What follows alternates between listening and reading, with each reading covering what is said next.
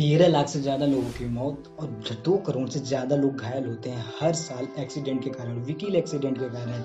जानते हैं, अगर बात करें अपने देश भारत की तो एवरेज 415 डेथ रोज़ यहाँ पर होती हैं। घायल कितने होते हैं इसकी तो बात ही छोड़ दो। जो फ्रैक्चर होते हैं उनका तो गिना ही नहीं जाता ना। जो फ्रैक्चर होते हैं बुरी तरह से घायल होते हैं, ज़िंदगी भर चल नहीं पाते। 3% से ज़्यादा की जीडीपी बर्बाद हो जाती है इसी चक्कर में ज़्यादातर देशों की।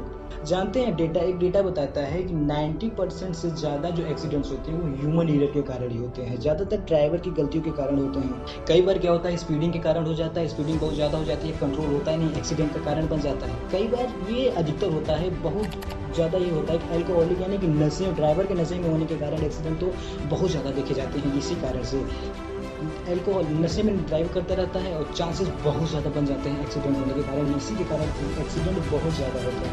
तो इसे रोकने के लिए टेक्नोलॉजी या फिर गवर्नमेंट काम कर रही है, लेकिन इसे कर नहीं पा रही है, इसी ज़्यादा एक्सीडेंट होते हैं।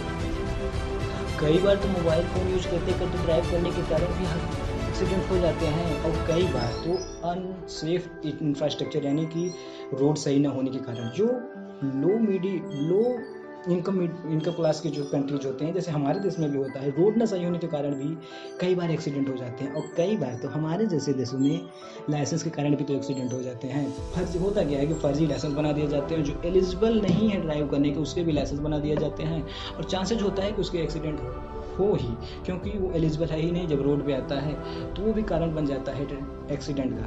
यही कारण है ज़्यादातर एक्सीडेंट्स होने वालों में 30 साल के कम वाले ही होते हैं। इसीलिए ईरर फ्री सोसाइटी के सपने को साकार करने के लिए ड्राइवरलेस कार बनाई जा रही है। Robo car, self driving car, autonomous car, कई नामों से पुकारा जाता है। शायद आपने भी इसके बारे में सुना हो या फिर जानते हो। एक ऐसी कार जहां से ड्राइवर को पूरी तरह से रिप्लेस कर दिया जाएगा, यानी कि ह्यूमन ड्राइविंग के लिए ह्यूमन इंटरवेंशन की कोई जरूरत नहीं होगी।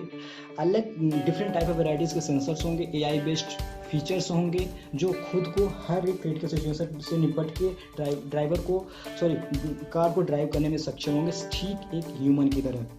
3D कैमरा यूज किए जा रहे हैं। एक्चुअल में ये कार के 360 डिग्री में चारों तरफ 3D इमेज को कैप्चर करके, ठीक उसी तरह जिस प्रकार से ह्यूमन आई इंसान की आँख कैप्चर करके इसमें सेंसर्स होंगे जो डिटेक्ट कर लेंगे कि आसपास के जो ऑब्जेक्ट्स हैं, वस्तुएं हैं, कितनी डिस्टेंस पे हैं कार से, और वो वस्तुएं हैं कौन सी। वो सामने कार है, कोई पेडेस्ट्रियन है, यात्री है, पदयात्री है, या फिर कोई और भी चीज़ हो, हर किसी को डिटेक्ट करने की क्षमता रखते हैं। इसमें रेडार सेंसर का यूज़ किया जा रहा है। ये एक बहुत ही बड़ा भूमिका निभाने वाली है सेल्फ ड्राइविंग कार के लिए। ये क्या होते हैं कि रेडियो डिटेक्शन एंड रेंजिंग, ये रेडियो फ्रिक्वेंसी को इमिट करके सेंड आउट करके आसपास के ऑब्जेक्ट्स को डिस्टेंस और उसकी स्पीड को पता करने में सक्षम होते हैं। आसानी से पता कर लेते हैं उनकी स्पीड और डिस्टेंस को।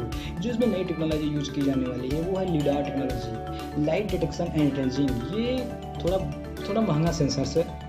ये रडार की तरह ही काम करता है, लेकिन ये काम क्या करता है कि ये रेडियो फ्रिक्वेंसी की जगह लेजर बीम्स को इमिट करता है आसपास की चीज़ों को देखने के लिए, या फिर उसको समझने के लिए, पता लगाने के लिए, डिटेक्ट कराने के लिए। उसके बाद डायरेक्ट इन्फॉर्म करते हैं फीचर्स को, AI बेस्ड फीचर्स को, जो एक्सीलरेटर, क्लच और ब्रेक्स को अपने आप कंट्रोल करते हैं एनवायरनमेंट के हिसाब से। यानी कि ये इतने सेंसर्स बेस्ड फुली ऑटोमेटेड अब खुद को ड्राइव करने में हर प्रकार से सक्षम होने वाले हैं ये कार। ये बात करें जैसे कि लेवल 5 की, तो उसमें ह्यूमन इंटरवेंशन की कोई जरूरत नहीं होगी।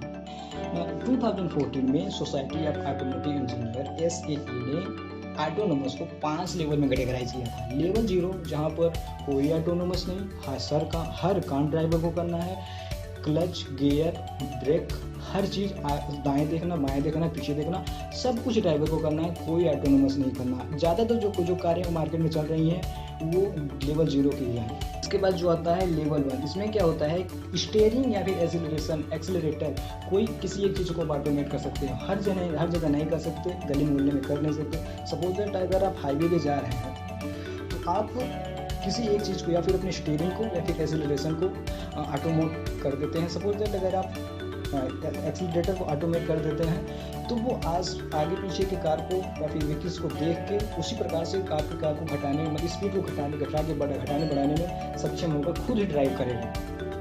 इस प्रकार के कार बहुत ज़्यादा मार्केट में देखने को मिलते हैं। इसके बाद जो आता है लेवल 2 की कार, इसमें क्या होगा कि स्टीयरिंग और एक्सीलरेटर आप दोनों को ऑटोमेट कर सकते हैं।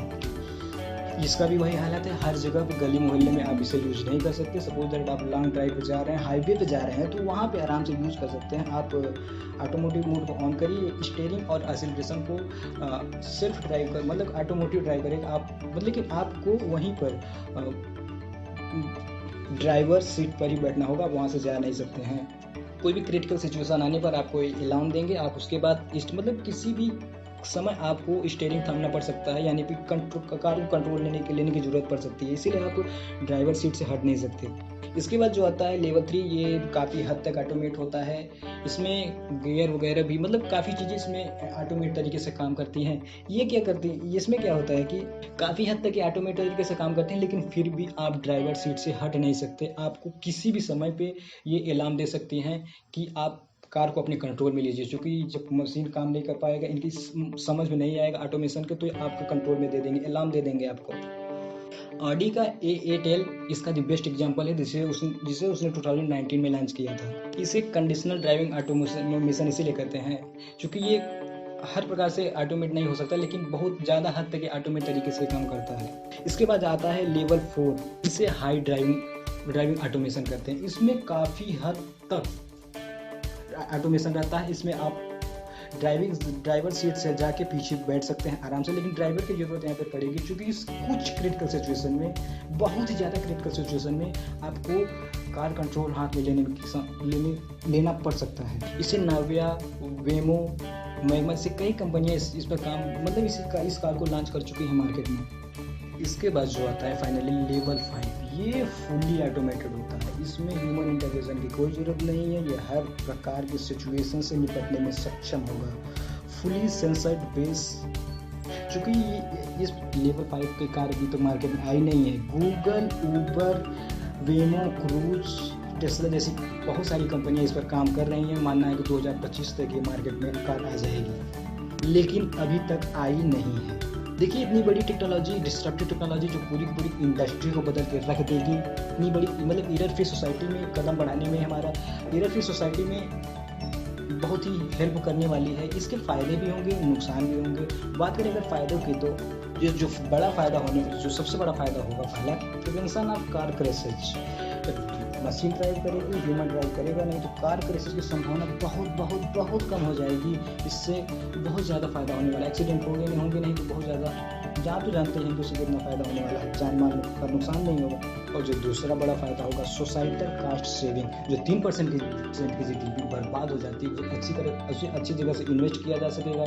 जानते हैं, सपोज दैट किसी घर की अगर गार्जियन का एक्सीडेंट हो जाए, उसका डेथ हो जाए, तो पूरा का पूरा घर बर्बाद हो जाता है। इसका इफेक्ट जो आता है सोसाइटी पे आता है, और सोसाइटी का इफेक्ट पूरे देश पर आ जाता है। मतलब पूरे देश की इकोनॉमी डाउन हो जाती है, पूरा देश बर्बादी की तरफ चला जाता है। इससे बचाव मिलेगा, बड़ा फ़ायदा होगा। तीसरा जो बहुत बड़ा फ़ायदा होगा वो ट्रैफिक एफिशिएंसी की, क्योंकि जो कार होंगे, इसमें जो फीचर्स होंगे, ये खुद एक दूसरे से कम्युनिकेट करने में सक्षम होंगे। उसी प्रकार से अलग अलग टाइम पे दूसरे अलग रूट को एक्सेप्ट करके ट्रैफिक को कम करने में सक्षम होंगे। इससे भी ये बड़ा फ़ायदा होने वाला है। और जो चौथा बड़ा फ़ायदा होगा, चौथा सबसे बड़ा फ़ायदा होने वाला है, better access and mode of transportation. जानते हैं, ट्रांसपोर्टेशन में इसका बहुत बड़ा, अगर ऑटोमेशन हुआ तो सेल्फ ड्राइविंग ट्रांसपोर्टेशन में तो इसका फ़ायदा आने वाला है, बहुत ज़्यादा इसका फ़ायदा होने वाला है ट्रांसपोर्टेशन के लिए। और जो पांचवा, जो सबसे बड़ा फ़ायदा होने वाला है, एनवायरमेंटल फ्रेंडली होगा। तो होगा क्या, क्योंकि सेल्फ ड्राइविंग कार, आप तो जानते हैं कि इलेक्ट्रिक कार बनाई जा रहे हैं, फ्यूल का यूज़ नहीं किया जाएगा, कंबस्शन इंजन का यूज़ नहीं किया जाएगा, तो इससे जो बहुत ज़्यादा इफेक्ट पड़ेगा हमारे इन्वायरमेंट को, उसको साफ़ सुथरा बनाने में पड़ेगा। मतलब कि इससे इन्वायरमेंट पे भी बहुत अच्छा इफेक्ट आने वाला है। और अगर बात करें इसके होने वाले नुकसान की ना, तो जो सबसे बड़ा इसका नुकसान होने वाला है, सिक्योरिटी इशूज़। मतलब कि जो कार होगी सेंसर बेस्ड, इंटरनेट कनेक्टेड होगी, तो हैकर को बड़ा आसान होगा इसे हैक करने में। इसे हैक करने के ये पूरी कार को या फिर उसके अंदर पैसेंजर्स को भारी नुकसान पहुंचा सकते हैं। हालांकि कंपनियां इस पर बहुत काम कर रही हैं इसे बचने के लिए, लेकिन ये तो खतरा हमेशा बना ही रहेगा। जो दूसरा सबसे बड़ा नुकसान होने वाला है वो होगा जॉब लॉसेस का, क्योंकि जब ड्राइवरलेस कार आ जाएंगी तो बेचारे ड्राइवर्स की जॉब्स पूरी तरह से चली जाएंगी। ये ड्राइवर जो बहुत बड़ा मार्केट है ड्राइवर का पूरी दुनिया में, वो पूरी तरह से चला जाएगा। और इसका बहुत बड़ा नुकसान होगा देश पर भी, चूँकि ये बेरोजगारी ज़्यादा बढ़ जाएगी इसके लिए। इसके निपटने के लिए सरकार काम कर रही है। ऐसे नहीं है कि जॉब पूरी तरह से खत्म हो जाएंगी, जॉब आ जाएंगी, दूसरे फील्ड में आ जाएंगी। ज़रूरत है तो खुद को अपडेट करने की, जॉब और भी आ जाएंगी, इसी तरीके से जॉब आएंगी, लेकिन ड्राइवर की जॉब तो पूरी तरह से जाएगी ही जाएगी। जो तीसरा सबसे बड़ा लॉस होने वाला है, इनिशियल कॉस्ट। जानते हैं, ये जो कार होगी ना, इनिशियली बड़ी महंगी होगी। बताया जा रहा है कि लेवल 5 की जो कार होगी ये 2.5 लाख $, यानी कि इंडियन रुपीज़ में कन्वर्ट करें तो 1,86,00,000 रुपए, इसे हर कोई अफोर्ड नहीं कर सकता है, कुछ ही लोग अफोर्ड करने में सक्षम होंगे। और जो चौथा इसका सबसे बड़ा लॉस होने वाला है वो मॉडल मशीन डिलेमा। जानते हैं, ये डिसीजन लेने में, ये मशीन है, डिसीजन लेने में इसको दिक्कत तो होगी। अगर मान लीजिए कि अगर कार जा रही है, अगर राइट में पेडेस्ट्रियन है, पर जाती है और लेफ्ट में एक पेड़ है, तो कार क्या डिसीजन लेगी? ये राइट में जाके, अगर कार स्पीड में है, जिस कंट्रोल नहीं हो सकता, राइट में जाके पेडेस्ट्रियन को मार दे या फिर लेफ्ट में जाके पेड़ से टकरा के अंदर पैसेंजर को मार दे। ये डिसीजन लेने में से बड़ी ये थोड़ा यही लॉस इसका माना जा रहा है कि डिसीजन लेके किया उस समय, इस पर भी काम नहीं किया जा रहा है। मतलब ये नहीं समझ पा रहे हैं। इसका जो पांचवा जो सबसे बड़ा जो लॉस होने वाला है, मशीन ही है। भैया ये मशीन तो है, सबको कहते हैं मशीन है। अगर ह्यूमन रहता है तो कुछ ना कुछ करके कंट्रोल कर लेता है, लेकिन अगर मशीन सॉफ्टवेयर हैं, सेंसर्स हैं, अगर डैमेज हो गए तो क्या होगा? ये बहुत ज़्यादा नुकसान पहुंचा देंगे पूरी की पूरी, मतलब अंदर बैठे पैसेंजर को, आसपास के नुकसान तो बहुत ज़्यादा पहुंचा देंगे। ये इसका जो बहुत बड़ा लॉस होने वाला है। अभी हमने बात की ड्राइवरलेस ऑटोनोमस कार के बारे में, कुछ फैक्ट्स। तो जरा कमेंट में आकर आप हमको बताइए कि ये कार कब तक आ जाएगी मार्केट में। अगर बात करें इंडिया की, तो यहाँ पर कब तक आएगी और क्या यहाँ पे सक्सेस होगी या फिर नहीं होगी? आप अपने पॉइंट ऑफ व्यू से बताइए कि ये सक्सेस होगी इंडिया में या फिर नहीं होगी। आप कमेंट में से बताइएगा ज़रूर। अगर वीडियो अच्छा लगे तो उसे लाइक करिए, शेयर करिए, जो हर एक ड्राइवर को शेयर करिए, ताकि उनको पता चले कि टेक्नोलॉजी आने वाली है जो ड्राइवर की नौकरी को पूरी तरह से खा जाएगी। उनको पता होना बहुत ज़रूरी है। कमेंट तो आप कर ही रहे हैं, और अगर आप चैनल पर नए हैं तो सब्सक्राइब करिए ज़रूर इस चैनल को, ताकि हम बार बार आपसे कम्युनिकेट कर सकें ऐसे ही वीडियो, टेक्नोलॉजिकल और वैल्यू एडेड वीडियो के साथ। हमारे चैनल बढ़ाने के लिए, वीडियो को पूरा देखने के लिए दिल की गहराइयों से धन्यवाद।